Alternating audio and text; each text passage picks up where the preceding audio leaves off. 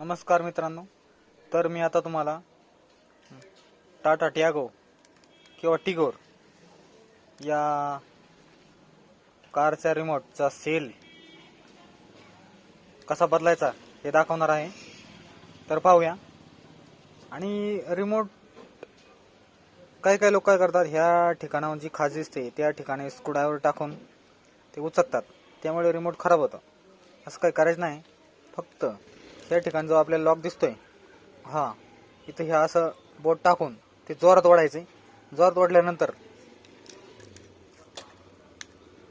हे याची जी कॅप आहे, ते लॉक आहे, ते निघते आणि सहजच्या सहज रिमोटचा कवर बाहेर निघतो.